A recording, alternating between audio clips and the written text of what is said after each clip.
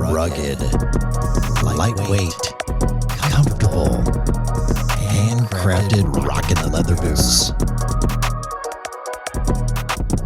Made to work all day and be out all night. RockinLeather.com. Introducing the Rixie Generation 2 Dog Stand. Lightweight, collapsible, and engineered for versatility. This stand is built with a laser-cut powder-coated steel frame, tempera aluminum legs, and a durable Duramesh fabric. Weighing just under 8 pounds, it's effortless to carry and set up. With a working load limit of 120 pounds, it attaches to nearly any tree. Available now at RixieOutdoors.com.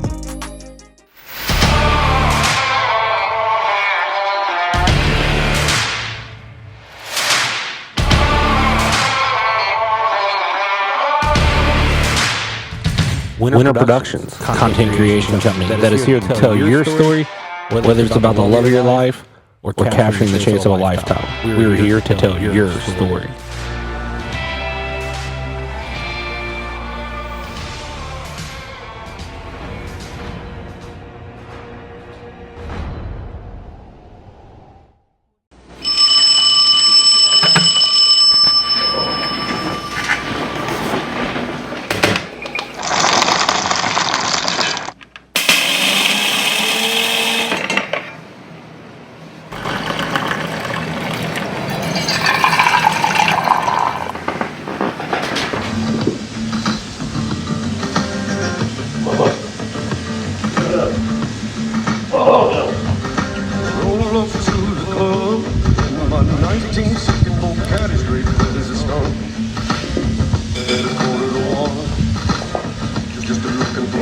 You really need to sell this place. Let's go secure the desk.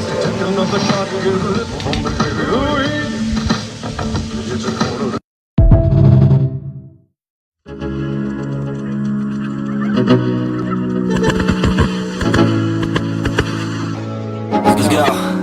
Yeah. I'm like an addict, do I gotta have it. I ain't even playing, got a really bad habit. If it moves, gotta grab it. Fuse like a magnet, lose won't have it till I'm doomed in a casket. I ain't playing, got a weird mind. If you work 8 hours, I'ma work 9. If the shit tastes sour, you should taste mine. I'ma stay in power for a long time. Get up, nah, I ain't a quitter. Toss me the ball, I'm a really big hitter. Big picture, I'm a straight killer. Rising the song to the highest bidder. Got juice, got gas, I'ma move fast. New shoes, new tracks, like who's that? I'm new, come back better than last. Yeah, it's a new me, never gonna look back. Never gonna look back. Cause damn, I was built to last. You move slow and I move fast, and that's facts. Only I can make a change. Slowly take a step today. I will never be the same, cause that's what it takes. It's time to talk Dog Vest. Recoil Outdoors Dog Vest. We use this dog vest all season long. It's stood up to the test. Let's talk some features about it. This dog vest is built with industrial grade Velcro for a snug fit around the neck, unlike any competitors. This vest comes with dual rear straps for a snug fit around the waist. This vest allows for a tucked away handle for the timber or an open handle for open water. This vest also comes with covered edges around the neoprene to prevent chafing. Recoil vest also comes with a Goeger chest strip that runs the length of the vest to prevent punctures and cuts. This vest comes in 6 different sizes, tailored to fit the smallest organ to the biggest slab. Recoil Outdoors, the only fully adjustable one-piece dog vest on the market. Check them out online. Welcome everyone. Wow, I gotta figure out this. I got the new mic going, and it is quite an improvement to the $30 mic. Shout out one of the sponsors for hooking me up with some stuff and some money to make sure we can keep this thing going for some reason. I don't know why. We'll keep it going until the wheels fall off. Today we're gonna do a podcast with the inventor. I had to say inventor, yeah. The inventor of probably my most favorite thing. Oh, it just dinged. So we jumped in the Google call. We will see when he joins, and then we will jump over to it. But we're going to be joined by the owner of Bird Waterfowl.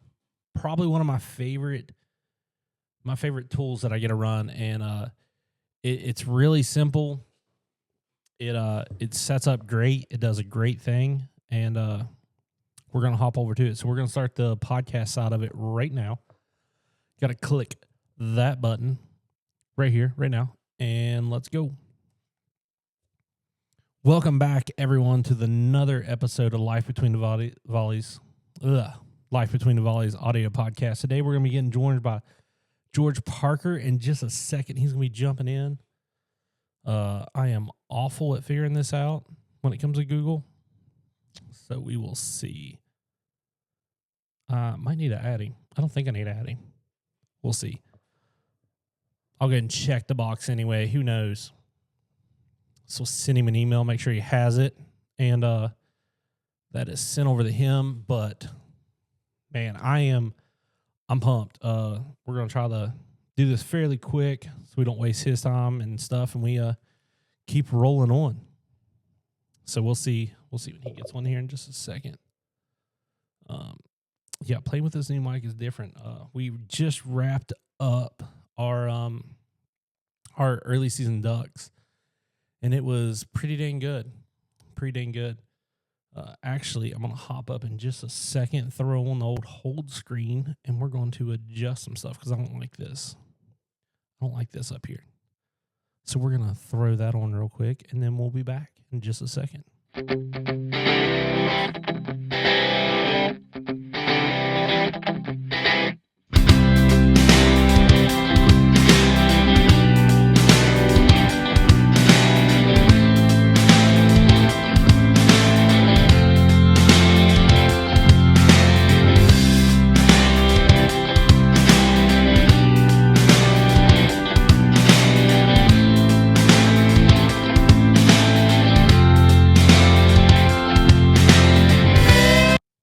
And we're back. I just had a little blurriness over on the YouTube side that I was trying to fix. Oh, man, we've been going hard with the things. And he is calling my phone. Let me see if I can figure this out real quick. All right.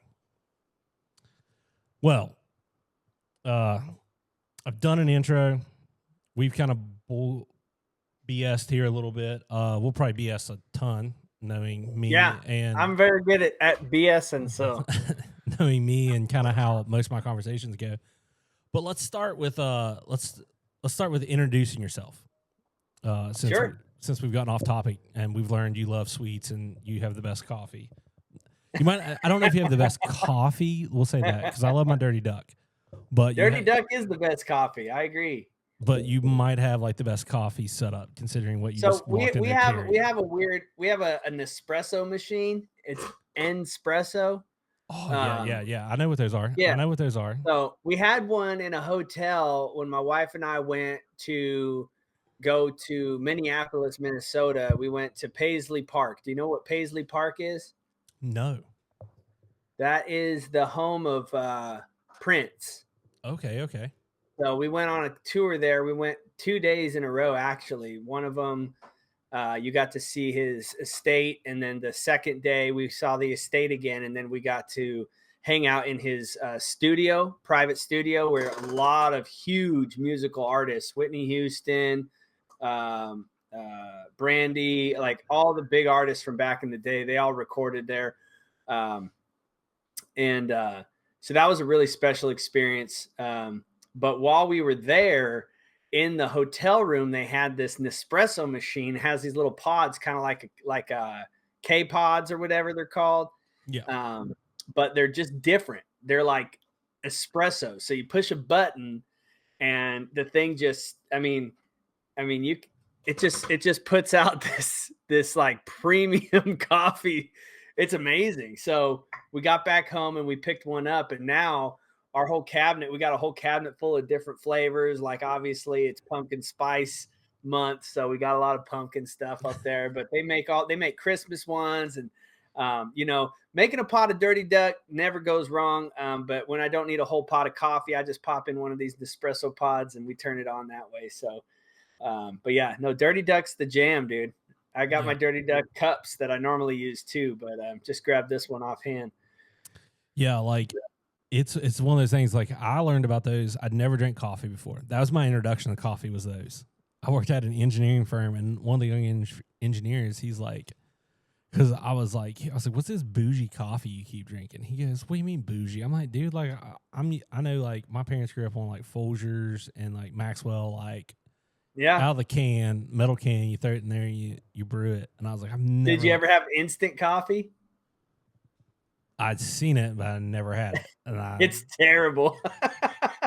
It's terrible. Well, the problem is now, like, after you've had stuff like that and, like, Dirty Duck or even, like, some of the other brands, like, it's hard to go back and drink Maxwell's and Folgers because they're, to me, kind of crap now. I hate having to drink, like, kind of a lower end grade coffee now. Yeah, you know, have you ever heard of that most expensive coffee in the world? Have you heard about that? Yeah, I've heard about that. With the monkey butt? Yeah. Yeah. So no, I mean, coffee's one of those things. Like when my brother goes camping, they bring their French press, and they've got like this fresh ground and all this stuff. And I'm just like, look, man, coffee's coffee when you're camping. I'm not a huge, but now that we've got, you know, brands like Dirty Duck out there, that's been really, really cool to see some high quality coffee design around the life of a hunter. There's another one that's put out by veterans that my mom drinks quite a bit. She brings it over quite a bit. I can't remember the name. Black Rifle. Black Rifle. Yeah. So, but it's just good, you know, because if you are just going to drink coffee, you know, to be able to support a small company that's doing it right, that's definitely a cool way. But when I was traveling overseas, they don't have drip coffee in Europe. Well, they didn't a long time ago. They have espresso, and they have what they call coffee is instant coffee. It's those little crystals that you mix into hot water, dude. And it is just terrible. I don't know if it's still that way. That was 20 years ago, but man, don't ever, if you haven't tried instant coffee, you're not missing anything. No, I'll pass on that. But let's go ahead and jump in, because we're going to talk a ton. I already know, because I have a lot of questions and a lot of stuff I've heard you talk about on other podcasts that I want to talk about on here, because it's stuff that, like, until you said it on that podcast, I didn't think about it. But go ahead and introduce yourself and kind of your company there. Yeah. My name's Goeger Parker. I run Bird Waterfowl. I own Bird Waterfowl. You know, it's a pretty small operation. It's funny because a lot of folks, you know, they'll call the number and they'll talk to me and they'll be like, hey, weren't you that guy on that podcast? Or, you know, did I see you the guy on the internet?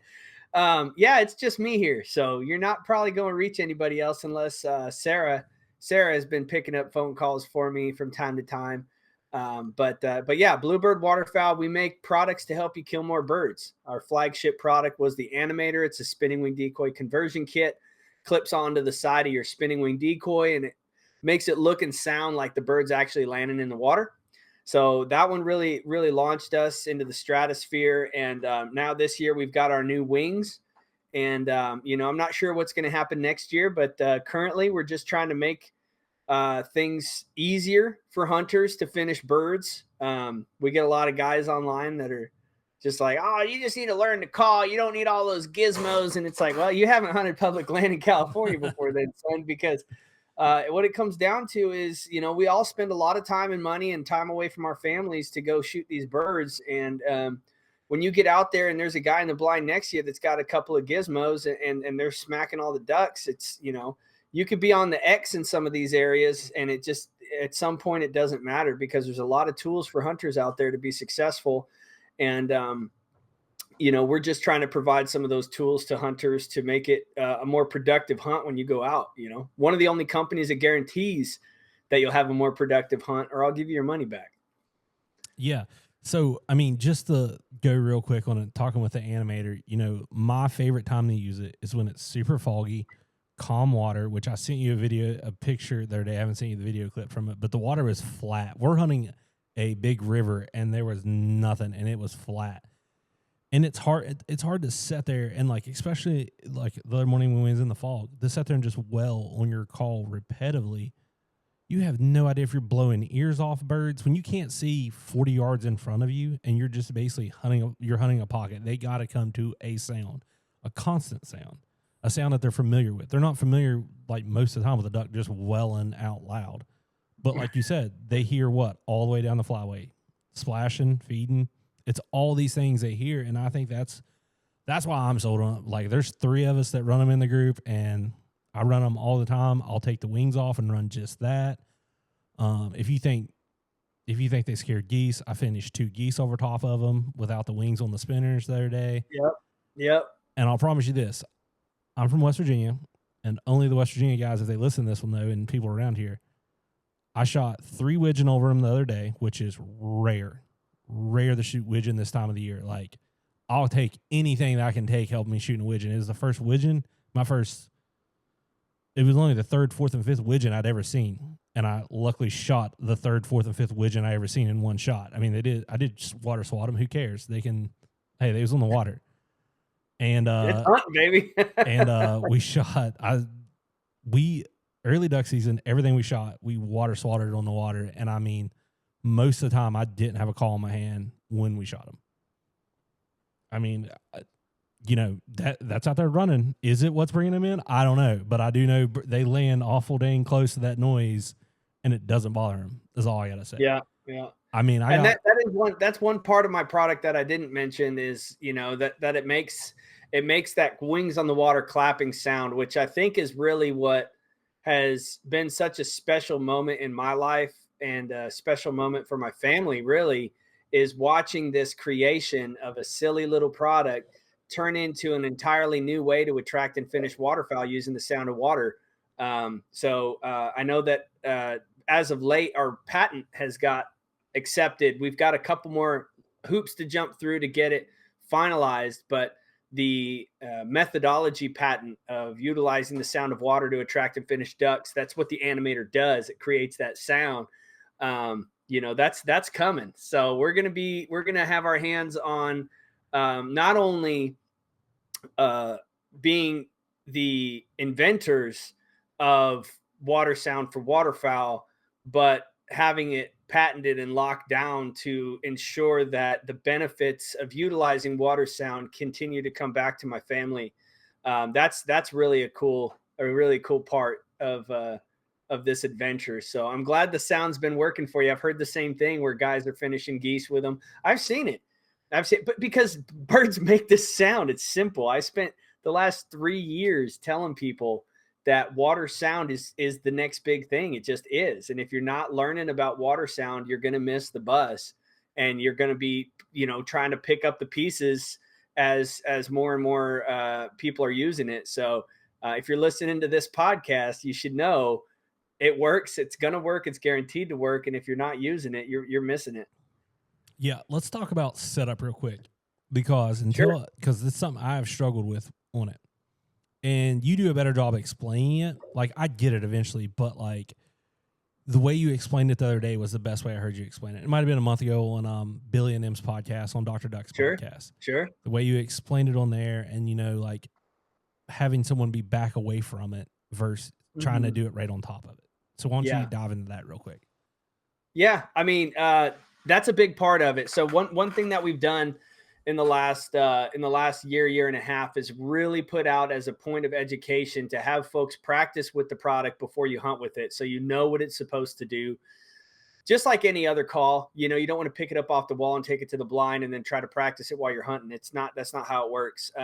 But utilizing the animator properly is what's going to make it either effective or it's going to make it flare ducks. Because if you're using it wrong, it's going to sound wrong. And if it sounds wrong, that bird's going to run from it. So how do we figure out how to use it properly?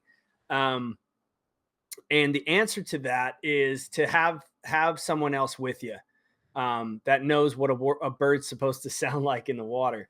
Most of us don't hunt solo. I personally do hunt solo a lot. I find it very peaceful, kind of meditating to go out there and hunt. Plus, nobody makes fun of my calling when I'm out there by myself. So, true. And I shoot plenty of birds, so I'm not super worried about it. But take the animator out of the box and take the decoy out and get ready to assemble them together, but in different steps. So what I normally do is I take an animator plate, rod, and cam, and I'll attach them together ahead of time, and I'll just stick it in my waders. So I got the cam sticking up here off my chest, and I've got the rod and the plate down inside my waders. And now the animator is ready. So now we prepare our duck. You know, you shouldn't be walking around with the wings on the duck ever. In general, in case you fall, drop the duck, the wings are going to break, or you could break a decoy. But so you stick the duck in the mud, and then just don't even worry about the animator at this point. Just stick the pole in the mud, get the duck on the pole, and get one of the wings on. So you know, one thing a lot of folks don't think about when it's dark is trying to get the wings on without being able to see where that notch is on the motor shaft. So a trick that we use is you take both wings and you put them onto the motor shafts and then twist them opposite directions, and you'll feel one click, and then you can turn the other one and click it in. Now I'm going to take one wing off. So now that I've got a wing that's assembled correctly onto the decoy, I could take my animator and I put the animator on the motor shaft the same way that the wing was. And I'm just going to do back and forth twists until I feel the animator click into place. Now, if you've got the wing in already, it's pretty easy. The color side up on the wing on the motor is gonna identify the top of the animator as well. So the camshaft will always be in the down position when the color side is up on the wing. So if you have your duck sitting in front of you, you've got one wing in and the color side is facing the sky, you could take your camshaft in your hand, put the cam in the down position, and basically just slide it in, and it'll already be right where it needs to be. We designed it that way. So now that we've got the camshaft in, the wings on, you can use it with or without the wings. Some guys use one wing, some guys use no wings, both wings. We're moving into the new Bird Waterfowl wings now too. But once the wings are on, that plate should be attached to the rod. You want to make sure that the rod is in the water at some way. So the kit comes with two rods. It comes with a 40 centimeter rod and a 30 centimeter rod, and they can be used together. They twist together, but they don't have to be. I personally like my decoy down as low to the water as possible.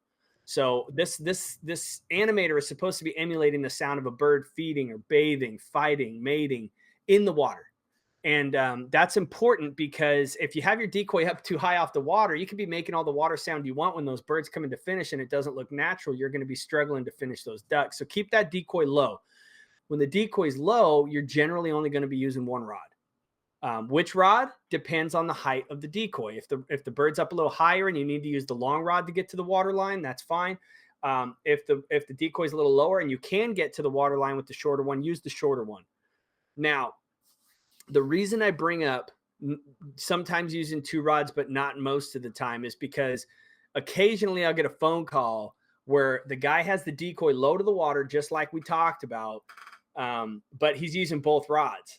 So he's literally got an entire rod under the surface of the water. Well, the rods float. So they're hollow, they're sealed, and they float. So if you put too much of the rod under the surface of the water, your plate is not going to be able to contact the surface when it's moving up and down. That rod floats up and the plate will leave the water. So we only want to use as much rod as we need to get to the water surface, but not super far down below. That might mean you have an inch of rod underneath the surface. It might mean you have 10 inches of rod underneath the surface, but you should never have 1.5 feet of rod underneath the surface. That means you don't need both rods. So let's back up a step. We got our decoy in the mud. We got our wing on. We snap the animator on. We got the rod reaching the water. Now we set the plate height, making sure the camshaft is in the down position on that animator. So meaning the color side of the wing is up. The cam's inherently going to be in the down position. Set that plate right to the surface of the water. I generally will just kind of set it on the surface and tighten it and then turn on the decoy. And this is where having a second person comes in. And if you don't have a second person, you can still accomplish this, but have somebody, whether it's yourself or someone else, at least 20 yards away. You turn that thing on and listen to it from a distance, because when you're right next to it, it's going to sound like a loud clapping kind of machine gun noise. It's loud, but it's intentionally loud because the birds that we're targeting aren't 15, 20 yards away. They're 100 yards away, 200 yards away. So having this sound be loud like that is actually intentional. So you want to make sure that somebody with some distance is listening to it. If it's too shallow and kind of airy, you can slide the plate down an 1/8 inch at a time, just a little bit. I mean, not even a full 1/4 inch, just an 1/8 inch at a time. Slide it down until you start to get that clapping. Really, that it's just a known sound. Like, it's hard to describe. It's just a solid, rich clapping sound. If it's too high, it'll be shallow. If it's too low, it'll be muddled, and it will just be like clack, clack, clack, like it doesn't sound right. So then you'll be moving it up. But just like you were to hold your mouth on a call, or change your back pressure, or adjust your cadence, all of those little details matter while utilizing water sound. And that happens through the ears of someone that's further away from it, and then making minor adjustments to that plate height on the rod to get that sound exactly the way you want it. The sound also has to deal with speed, right? So we have our new slow motion wings coming out. You don't want to use those with the animator because it's going to slow down that speed. You don't want, right? You don't want a clapping sound that's slow. You want that thing like, right? That wings in the water clap. So sometimes taking one wing off helps because it increases the motor speed. Sometimes if it's too fast, putting an additional wing on will slow it down just a little bit, increasing the profile of the wing or decreasing the profile of the wing. And I know talking about different wings for the same decoy is kind of a new concept. I'm sure we'll get into that. But with the wings that you have with your decoy, if the wings that it came with are spinning too slowly, for one, you need to be using lithium batteries. AA lithium batteries are going to keep that speed up. But for two, sometimes the profile of the wing itself is slowing it down. Pulling one wing off the animator side and having one spinning wing and one animator speeds it up to that natural sound that you're trying to accomplish. And if you are telling yourself, like, what, it's a duck with one wing, that doesn't make any sense. I would argue that flock of flickers look nothing like a duck. No, the blade looks nothing like a duck, and they're still extremely effective ocular attraction type method to attracting ducks. So utilizing one wing on a spinner is still just as effective, and sometimes paired with the animator can be arguably more effective than using both wings at once. So that's kind of the from start to finish setup of the animator. Yeah, and the more you use it, the more you kind of you'll get used to walking out there and messing with it. And even being solo, like half the time I'm the one doing it, and I'll make minor adjustments. Like I'll get it turned on. Maybe I'll go back over there, and like what I like to do is now with technology and everything, which I run Lucky's, which are my favorite brand decoy. I'm not really affiliated with them at all. At one point in time, I did some work with some guys with them. But like, I like that they have different frequencies I can run different decoys on. So it gives me the ability to basically put that over on a frequency, and I can kind of play with it and kind of like get out there and adjust it without having all these other ones going at the same time. But like you said, something I had not really played with is the changing of the wings, the removing of the wings. I have run it with no wings, and I know when I do that, I do have to set it a smidge deeper in the water to kind of catch a little more slow. And the thing that you talked about was that I struggled with for a long time was the 1/8 inch movements. I wanted to move it so much at one time. Yep. And you're not lying. It all does float, minus the camshaft. I haven't dropped that in the water yet, but so far I have dropped every other piece in the water, and I've only ever lost a pole and a plate.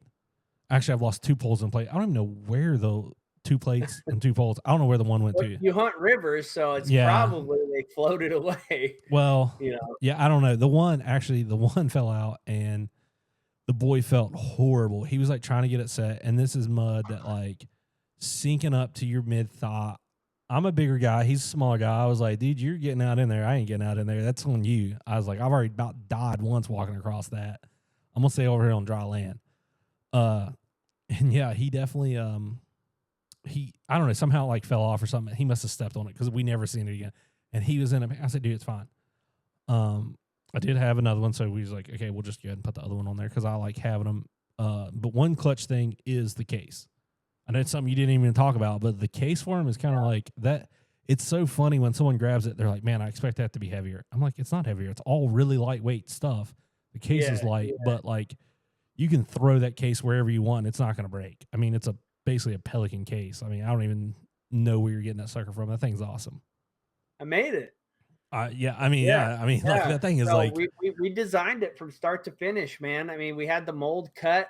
If you notice on the case, it's embedded into the plastic is all Bluebird Waterfowl stuff. I mean, yeah, on top and bottom, all the hinges, all the clip designs, everything. We designed everything because we didn't want to just buy another case and just put our product in it. I wanted something that would differentiate us from the pack so folks know that we are taking the time to be detailed in the production of this product because it's an expensive product. It costs damn near as much as the decoy does. But one thing that our product has that no decoy has had yet, and I say that because I won't, no spoilers. The product has a lifetime satisfaction warranty. If you're not happy with it ever, just call me and I'll get your money back. And that goes for every single one of our 17,000 customers right now. It was an important part of me building the company because if you're not happy with it, you should never have to pay for it. I'm not in the business of selling razor blades. I always like to tell people we're in the business of making razors. We want the product that we sell to last a lifetime.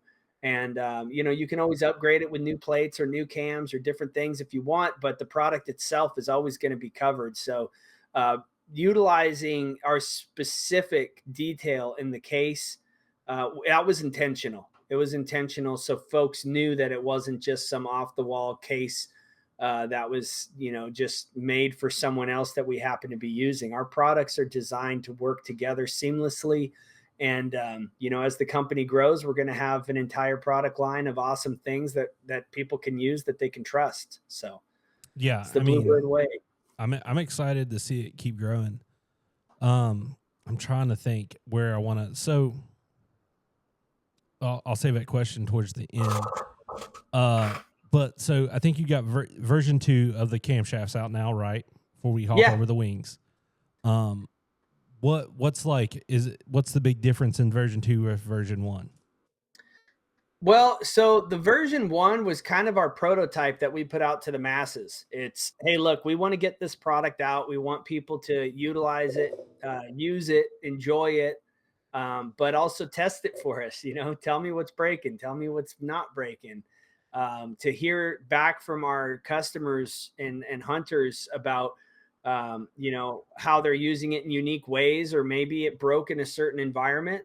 That allowed us to fine tune some repairs and changes to really come out with what we're calling our version 2. So the V1s, in certain environments, the magnets would come out because the glue that we were using was a very rigid glue.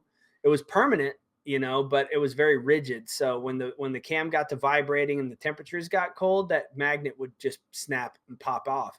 So we knew that we needed something with some more flexibility versus rigidity. And we ended up moving over to a silicone-based permanent glue that has some flex to it. And so that was the biggest difference between the V1 and the V2 was the magnet attachment process.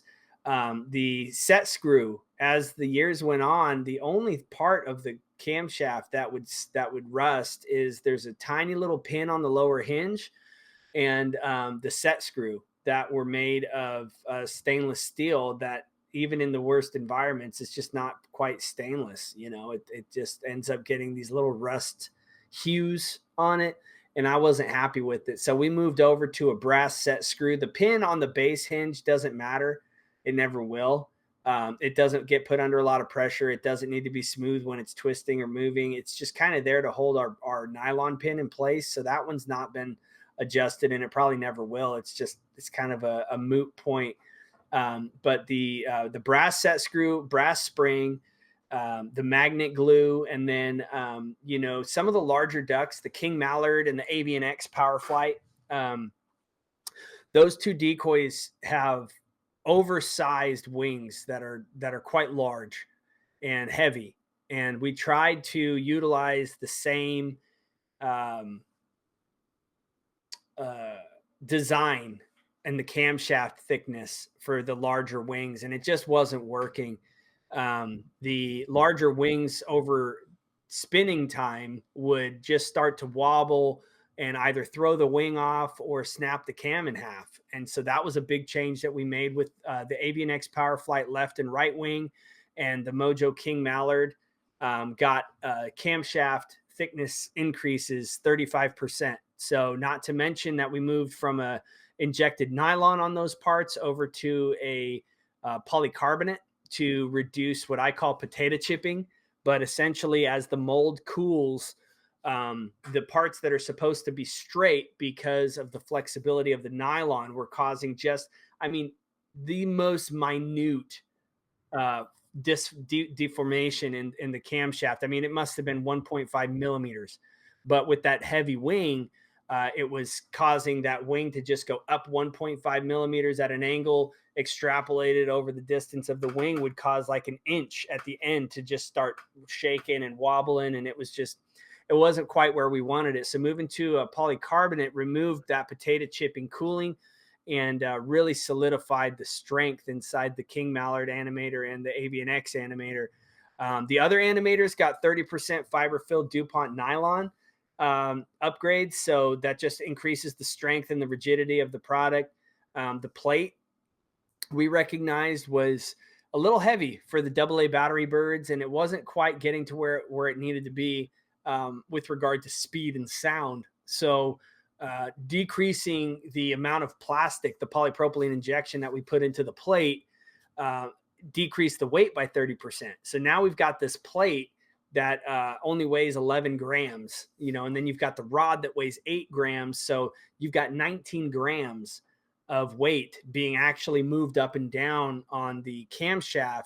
And that has significantly increased the speed, the velocity of the spin, which inherently increases the sound and the splash. So all of those things have been bundled up together into what we're calling our version 2 animators. And if somebody has an old animator that they bought and they want to upgrade to the new version, we can do 50% off of the upgraded camshaft.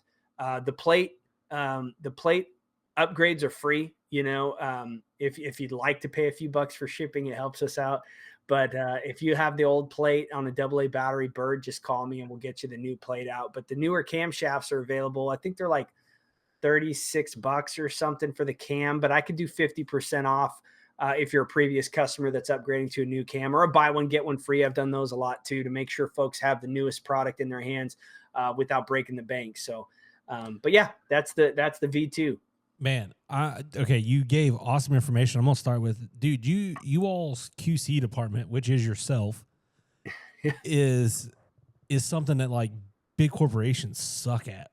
I mean, like QC is a rough department to be in, because you got to quality control something while making it better, but not breaking the bank, but then fix any like your customer.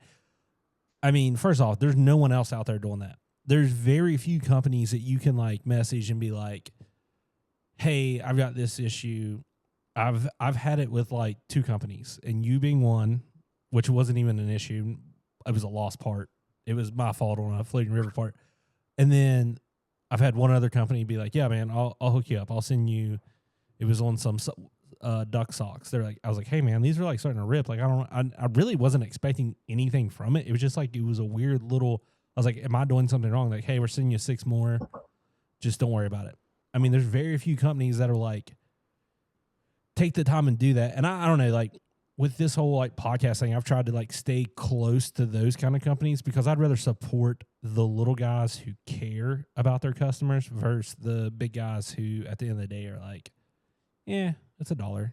Like they're out there making the millions and like not putting in that effort. You know what I mean? At the end of the day, like it would be so much easier for me to just pass off these issues as a warranty product, that if they apply using some form, then they can get their stuff back at a lower price. I mean, it's simple to ignore your customers. It's not simple to pay attention to everything. I mean, I spent this entire morning just going back through emails of customer messages just to be sure. I send a lot of messages. Somebody listening might have got one like, hey, has this been handled? because I don't have the best memory. I try to handle things quickly. If I get a customer message about an issue, I try to take care of it right there on the spot, get the new part out, and that way I can move on with my day, because it is a lot. It is a lot to try to balance remembering everybody that needs some help. It might be as simple as a question about a new product, or maybe they're having an issue with one of their own. But I don't discount the larger companies for finding peace in not being there for their customers 100% of the time, because I only have 17,000 customers right now. It's relatively low compared to like Lucky Duck, Mojo, or these other companies. But where this came from was working with Vistaprint. When I started my company, I had an issue with one of the banners that I got. It was pixelated, and I messaged them and I said, hey, respectfully, I can't use this. It's probably my fault. My picture was low resolution and it wasn't designed to be put on a banner, but I was hoping that you guys would have let me know before printing it, or maybe quality control checked it afterwards. But without hesitation, they sent me 2 brand new banners. They did the editing and upgrading of the image themselves, and they came crystal clear. And I got to keep the banners that I had already paid for, and I got 2 new banners for free. And that really changed, how I feel about business, because I've never felt so taken care of before, where I make a phone call and I was assuming that I would have to, pay some things, pay shipping, pay a 50% off for a new one or whatever. Because they had already done the work. They had already put the money into the product that they produced, and it was my fault. Yeah. But instead of caring about any of that, they cared about me as a customer and making sure that I had what I needed. And that immediately changed my thought process on my entire company, because I'm like, look, if I feel that special and heard and seen, I want my customers to feel that way too. So if anybody ever calls or has an issue, I've been refunding wings like crazy this last week, because the Lucky Ducks have a little fitting issue, it seems, that I didn't realize. Most of my testing went perfectly, but some folks are having issues with the fitting. And, it's a simple fix to sand them down and fix it. But I also just quickly refund their money, because, they paid for a product that's supposed to work right off the hand. And it just, it's one of those things that I would rather my customers trust us that when they buy something, if they were to have a problem with it, they'll get their money back, or an exchange, or something like that, versus, if I take a risk on a Bluebird product, there's a chance that I'll have to pay more to get it fixed, or pay more to get a new one. I never want to have that vibe out there in the waterfowl community. I want to be the guy that's known for taking good care of the customers. So that's kind of where that came from and why it's so important to us. Yeah, I mean, it's making lifetime customers versus a one-time customer. You're always going to make a one-time customer, but the more lifetime customers you make, the more that, like, at the end of the day, your product, I've been running it for basically since you come out with it. And, like, I haven't had an issue. To me, maybe I've noticed a little bit of rusting in that one spot, but like I ignore it. Like, it's not a problem to me. Like, I've got a ton of other stuff that's it doesn't really affect it. But yeah, I've got a ton of other problems that are going on. Like, I've got bent pole, Mojo spinner poles. Like, I've got other issues to worry about than that. That's a minute problem. I lost the bottom of a steak for a while, and you're beating stuff together.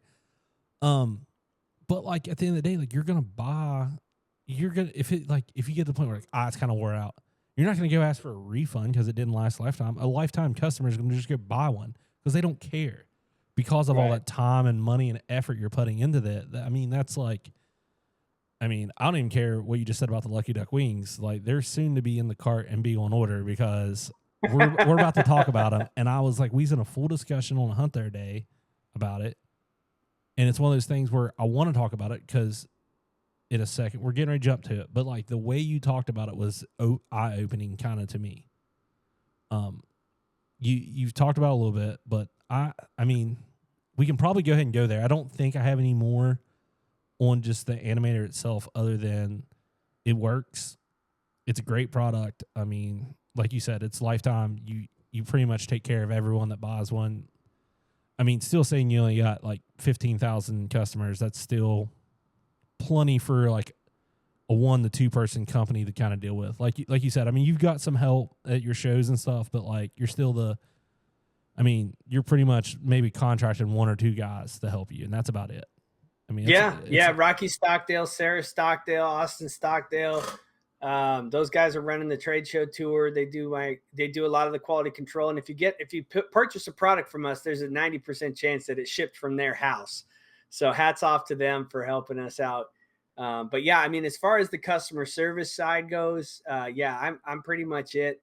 I am trying to have Sarah dip her toe into talking to our customers. She's got that delightful Southern draw, and she's very kind and knowledgeable about the product. So when I do get a chance to break away with the family and switch the phones over to her, it's been rewarding to see her growth.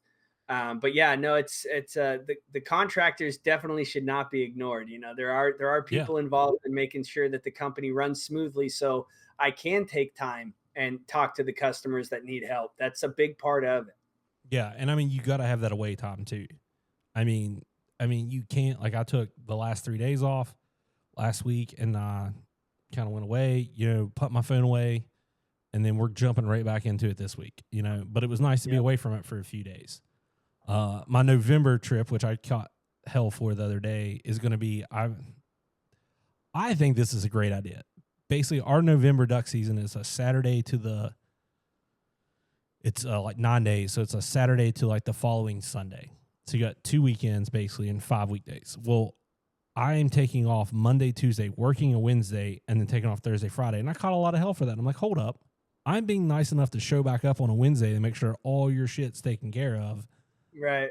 And I get to save a vacation day and let the ducks rest where I'm hunting at. I mean, maybe that benefits me a little bit on that side, but I mean, you got to let them have breaks. But let's jump over to talking about the wings. I mean, because to be honest, I haven't done a lot of research because I want to be able to ask a bunch of different questions, and I want to be able to like quick draw ask them. But let's start with the wings. Tell me about the new products you got here. Yeah, I mean, the wings are exactly what they sound like. They're replacement wings. And you might ask yourself, why in the world would I need replacement wings if I still have the wings that I have? And that was a big question, because I didn't want to just be profiting off of people's misfortune of having lost one or both of their wings that go with the decoy that came with. Our intention is to provide options to hunters to switch your wings during the hunt. So, I've used this analogy in the past of fishing lures. I'm a huge fisherman, arguably a bigger fisherman than duck hunter, just because it's a lot easier to do more times of the year. But if you were to go out in the morning fishing, bass, for instance, and you're using a topwater lure, you don't just give up when they stop biting the topwater. You set that rod down and you pick up a different type of bait, subsurface chatterbait, jerkbait, Alabama rigs, crankbait, something that's going to get that reaction bite going. But it's not quite giving up completely and moving to the bottom. And when they stop biting the reaction baits, you don't just pack up and go home. We're picking up our jig, our Senko, some type of soft plastic. You change what you do depending on how the animal's behavior is. And guess what? You catch fish. So I might be catching topwater fish for an hour or two in the morning. And when that stops, I can go subsurface, catch another 10. And then when that stops, I can go to the bottom and catch another 5 to 15. We change our behavior and our presentation depending on the animal's behavior during that time of day, not just time of year. Some guys are like, oh, well, I hunt spinners the first 2 weeks and then I put them away, or I only hunt them for the first hunt and then I put them away for the rest of the year. And well, that's a big part of why I made the animator. For one, you can use your bird wingless and use the animator to continue attracting ducks using the sound of water. But having wing options, I feel, is going to change your luck as well. So if you get out there in the morning and the birds are flaring off your wings, we have to ask ourselves why do these birds flare off of spinning wing decoys? And I spent some time talking to the owner of Mojo about what he calls an ocular reaction. It's a scientific attraction, a strobing effect that triggers something in the bird's brain, because birds are not solitary creatures. They are creatures of a flock, of a pack, and they want to be around other ducks, other birds for safety reasons. So they're inherently attracted to physical properties that look and sound like other birds, which is what gives the animator its power, because our product sounds like other birds in the water. The spinning wing decoy looks like other birds flapping their wings, that strobing effect. So if these things are inherent, like staring at a campfire for a human is inherent, it's something that we're attracted to. You got a cell phone in your pocket, freaking television with internet attached to it, but you're sitting there staring at these orange flames for an hour, 2 hours, and you're mesmerized by them. And a lot of scientists argue it's because the only people who were able to survive, tens of thousands of years ago were people around fire. So it's built into our system to be attracted to that. Even as simple as it is, we want to be around it. And that's the way birds' scientific attraction works, is that they see this strobing effect. It gives them a feeling of safety, and then they fly to it. Well, at least they used to. Nowadays, when they see that strobing effect and they've been around these strobing effects, and then they hear gunshots and they see their buddy get shot, and then they fly off by themselves, they remember that this feeling that I had, this scientific ocular strobing feeling that I was experiencing, is now associated with danger instead of safety. And so that's where our wings change the game, because our low lights take that strobing effect away by removing the white side completely. So our low lights have feather patterns on both the front and the back. They're a little different toned, a little different shade, but they're full color. So they don't strobe, but they look like they flash just really subtly. And they keep that 3D effect in the spread without having to remove the entire decoy. So when these birds come down, they feel that strobing effect from a standard decoy and might flare off of it. They're going to see the wings on this decoy, and they're still going to think it's a bird until that ocular trigger happens, and they're like, "Whoa, danger! I'm out of here." Now, our wings, when the birds come down, they're not triggered by that ocular strobing effect, but they still see that 3D effect of a landing bird. They're much more likely to land, and we've been experiencing that since the wings launched out. So that is the low lights and what they're for. Now, changing your wings is a huge part of utilizing a spinning wing that I think has been overlooked. I really truly believe Bluebird has broken the glass ceiling again with this new technique of changing your wings, and I'm hoping that people catch on to it and carry more than one set of wings with them when they go hunting. Yeah, like I have a big enough bag, and like as soon as I seen you guys come out with this, I was immediately, I've been slow about buying this, but it's something that instantly I was like, hey, I need to get on this. Like between the idea of the low lights, and then your slow, and then the slow down wings too, which slow motion, the paddles, yes sir. Yeah, like when I seen the paddles instantly, and one of the big things you posted about the paddles, they float, correct? Yeah, all of them do. All of our wings float. Dude, that is my biggest pet peeve on a spinner is the wings don't float on a lot of them. When you figure out your wings don't float, the second you drop one in water deep enough, you don't find it. That is when you figure it out. I'm like, I'm missing one wing currently for one of my spinners, which is broke currently, because I dropped it and it didn't float. And I'm like, that's the dumbest thing ever. Like, how does this thing, it's one thing for the body not to float because it's a heavy object, but a wing, that's like the most simple thing ever. It should float. Right. Well, I mean, honestly, all waterfowl products should float. And if we were to ever create a spinner, it would float. Yeah. Without moving too far away from the paddles real quick. So the paddle style are completely different than the low lights in that they increase the strobing effect. So there are flocks that migrate down that respond very well to spinners. A lot of them are young birds. Some of them maybe just haven't been in your part of the flyway. But when those birds are able to respond well to spinners, what can we do to increase that ocular trigger? And that's where the paddles come in. We have our 6-inch high vis that are kind of like high speed. They turn your decoy almost into like a flock of flicker style of just like a small high speed high vis flash. It's super cool.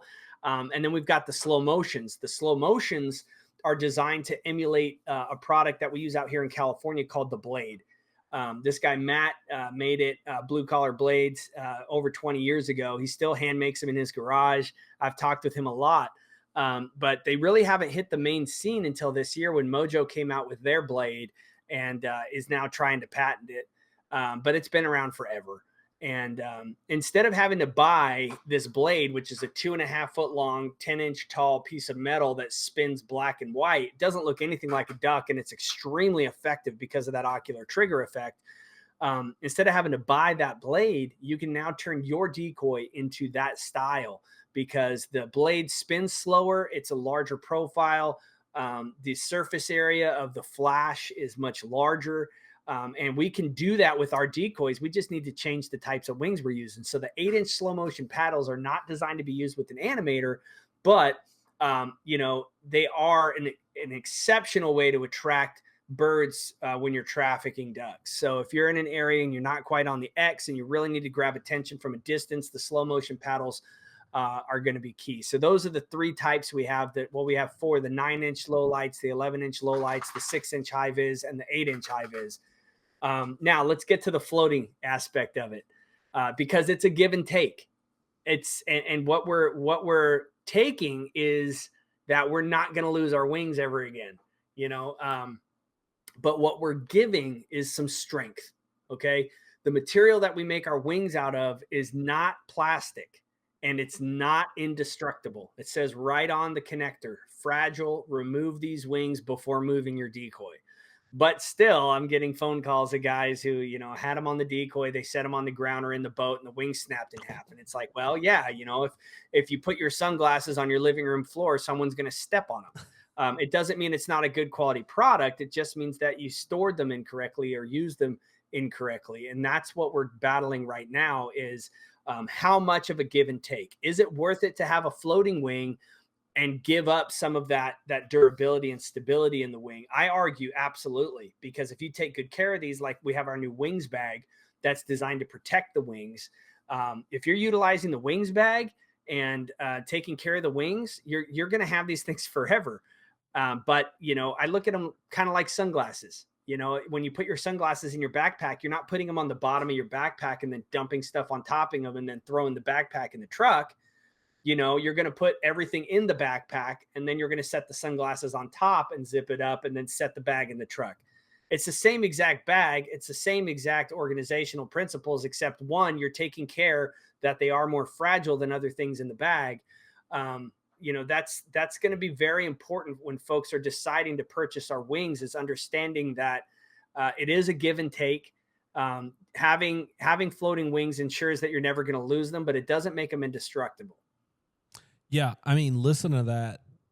The bag I run, that's no problem to me. I actually run a bag. It has padded sleeves. I mean, I kind of treat my current wings as if they're breakable, even though, like, as you talk about them, like, I guess they are kind of fairly stiff. But to me, when I hear you talk about this, I think, like, you're kind of known for the animator and water. I have a feeling some of these wings going to make their way to the fields with me this year, because there's some times that, like, we got big water. And like this goes for a lot of places. I thought we had big water. We have big water, but we don't have the flat land as much flat where we are. We're in a mountain state. I had the ability to go hunt Illinois this year, where you can throw a rock and hit a lake, it seems like, in every direction. Well, those wings, to me, you're going to be able to use those wings and pull birds from away, traffic them there with that flat, with the ability to go slow, fast, all those different things that, like you just said, you're providing a different profile. We have conditioned them. We have conditioned birds. And as you talk about it, I don't know why no one has come up with that. Since this year, I've started seeing some stuff pop up where guys are customizing wings and doing different things, the Arkansas guys. But I don't know. I mean, to me, like, I'm not going to spend my time. There's very few things anymore I've learned I'm going to take and spend my time making myself outside of a boat blind, because I want a boat blind a certain way. Outside of that, like, I'm going to buy the product that's best on the market for serving my purpose. And right now, no one makes wings like that.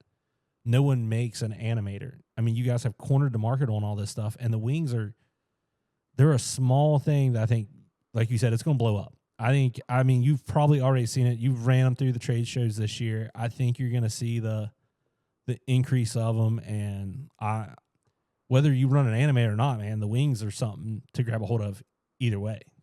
To me, like if you're not customizing, we talked about the other morning, like, like is the white flash too much? Right. Because I mean, you have birds that'll just like in a foggy spot pop up on a decoy, and it could be a big ocular flash quick, and they're at 15 yards, haven't made a noise, and all of a sudden they're like, "Oh my God, what's this?" And they flare, and you're like, "Oh man, it was the spinners flared." Well, what it flared off of was the fact that like there wasn't a noise there, and all of a sudden it seen something bright and in its face, and it was like, "Oh my God!" It's like when you blow the ears off a duck, you don't know it's landing, and you go the well on your cut down, and as you turn your head, you go, "Oh shit, those are gone."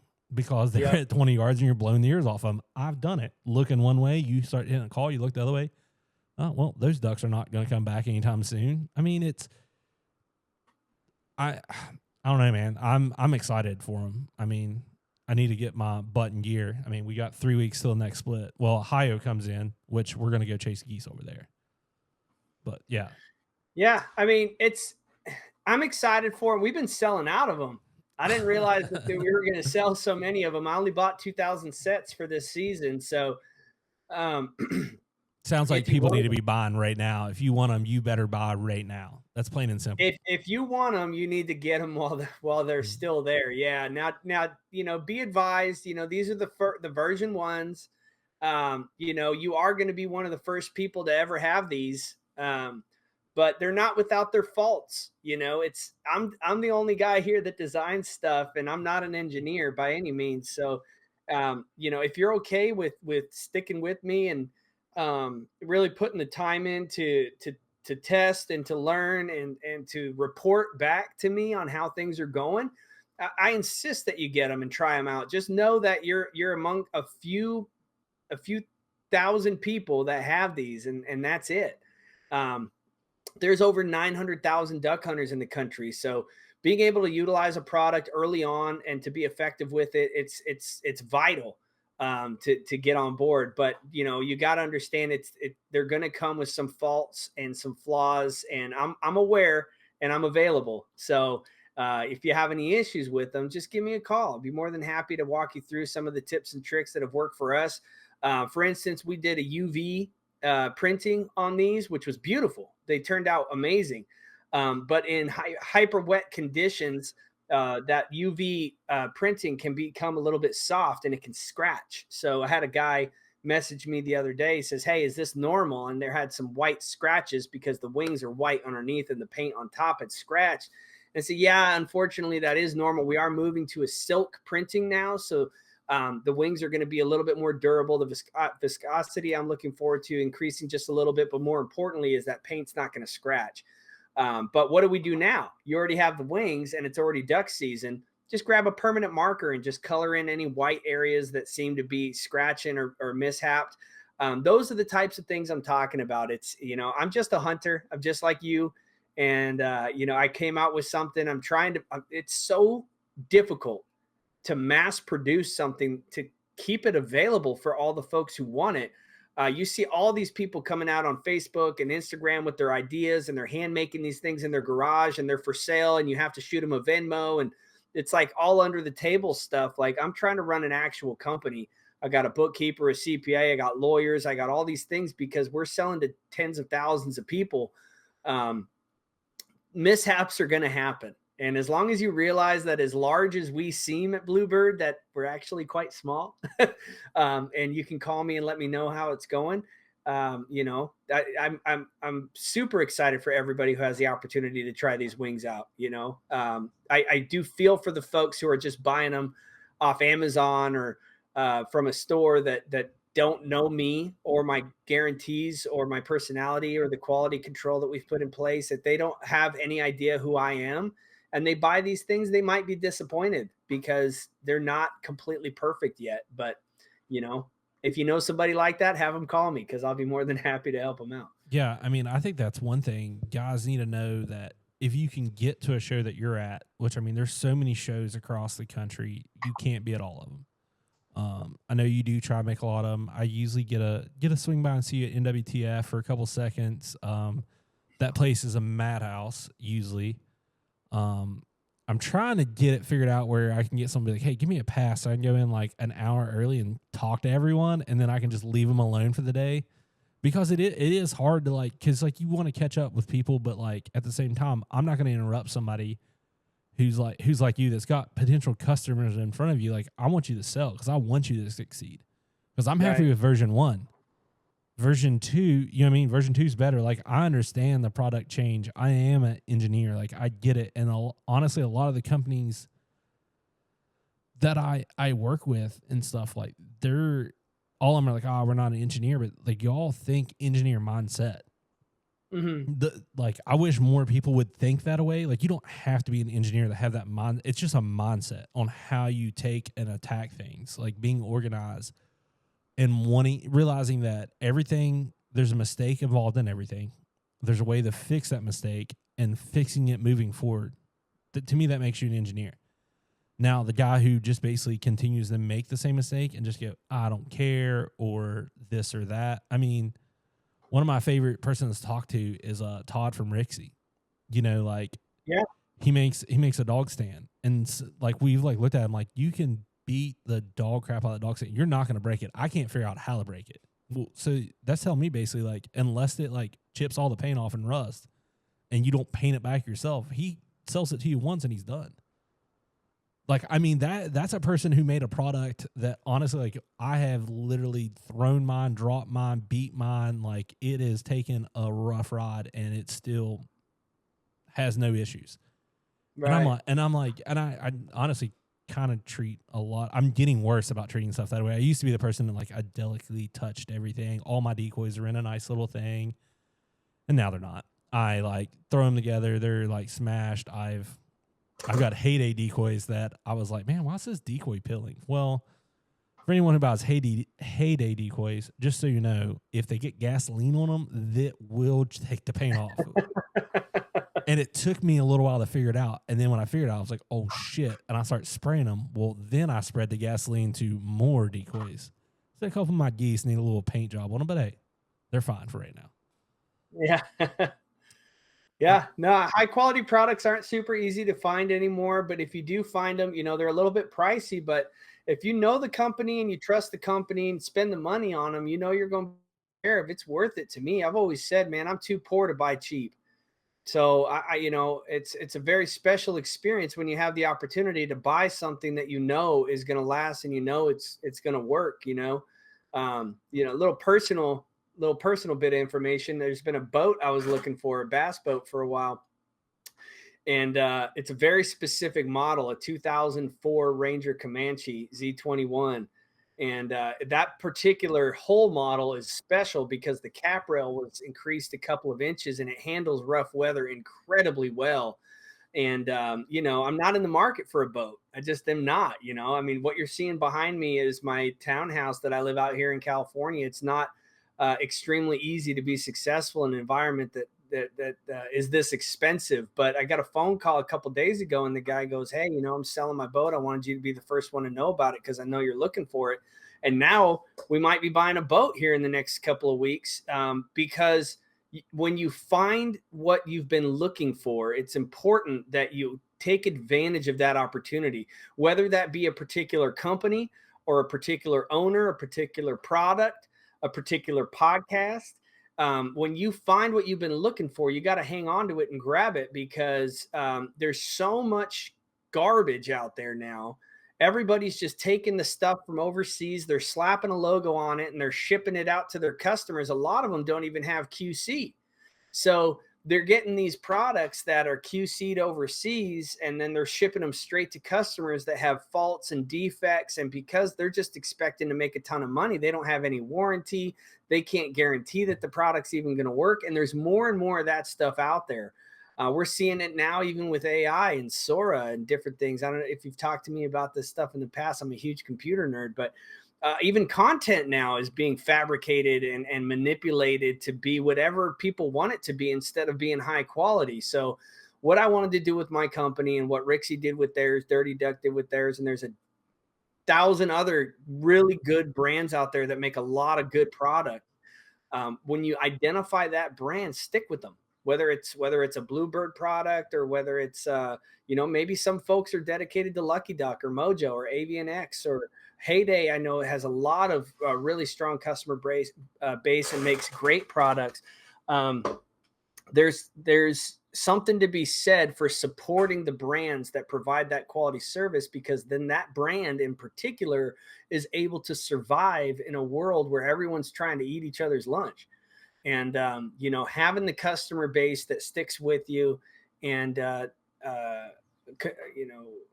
complements the brand, it's important.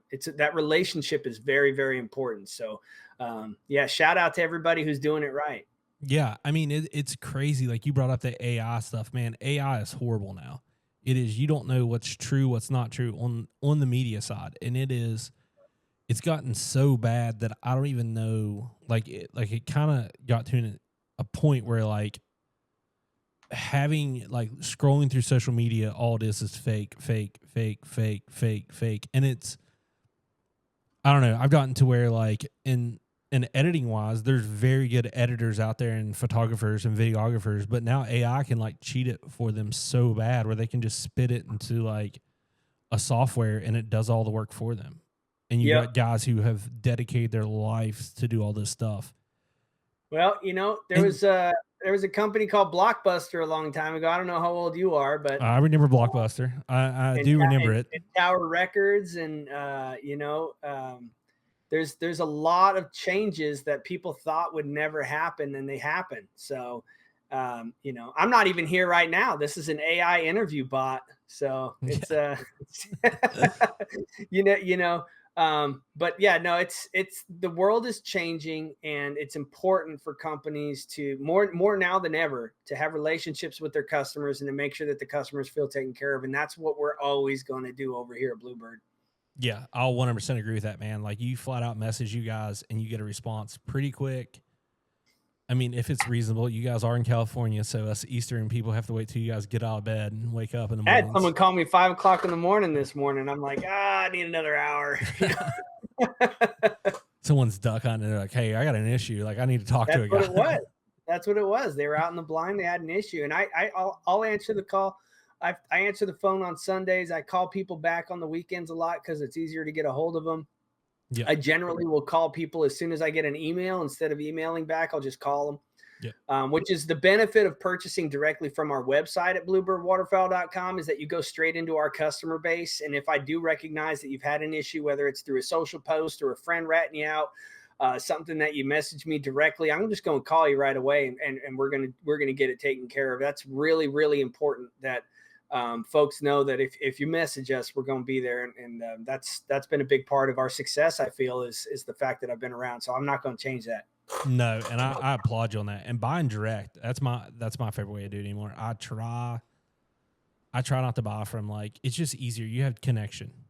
You have that direct connection with someone at that place. You have a direct connection.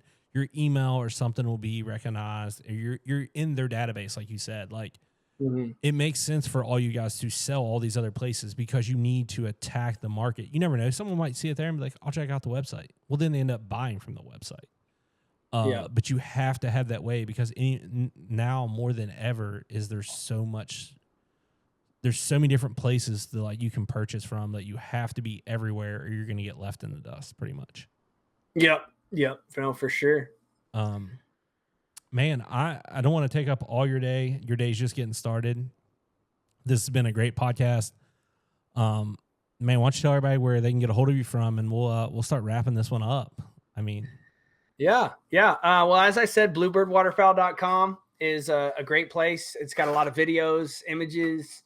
We do have a 10% off for first customers. So that's kind of cool. And then Bluebird Waterfowl on Facebook, Bluebird Waterfowl on Instagram, G Parker at bluebirdwaterfowl.com is a great way to get a hold of me directly. Animator at bluebirdwaterfowl.com, another email address there for you. All of these are on the website, by the way, including the phone numbers, 707-536-0216. Come straight to my cell phone, 800-564-0914. Again, those numbers are on the website.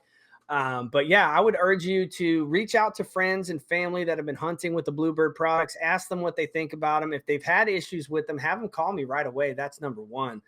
Find out. I mean, there's enough people out there now that have these or have hunted with them or know someone who's hunted with them to just reach out and get your own advice from them on whether or not you should be using these. Obviously, my personal opinion is everybody needs to be using these. And if you do run into somebody that says, "Oh, I tried it, don't use it," I would urge you to urge them to call me, because I want to know why they might be having some issues. Most times it's user error. So I'm always available, all those different channels, whether you direct message me on Facebook or Instagram, TikTok, not so much, but email, phone numbers. Yeah, all that stuff's available. And get your wings now, because they're going to be gone. They're going to version They one's already going to be are. We're sold out of the 9-inch low light Lucky Ducks. I did order a couple hundred more, but that's not many when you're talking about 17,000 customers. So yeah, if you have an opportunity to hop on and grab them, I would definitely grab them. And while you're at it, grab a couple animators and a hard case. You get free shipping, $174 for 2 animators and a hard case with free shipping. And I believe if you buy a set of wings, you get a bag for $20. So the new wings bags are super cool. Even if you don't have Bluebird Waterfowl wings, just to store your wing bag, they float, they dry your wings off with the rubberized mesh. Great new product from Bluebird. I'm excited about having it out there. So definitely check out all that stuff. Yeah, man. Thank you so much, man. We'll peace out. All right. Life Between the Volleys is brought to you by Rixie Outdoors, the number one dog stand on the market. Hunt proof, log your hunts. Dirty Duck Coffee. If your coffee's not the duck, it must suck. Rock leather boots, built for work and play. Free Cool Outdoors, protect your dog. Bluebird Waterfowl, changing the game of motion decoys. Winter Productions, let us tell your story.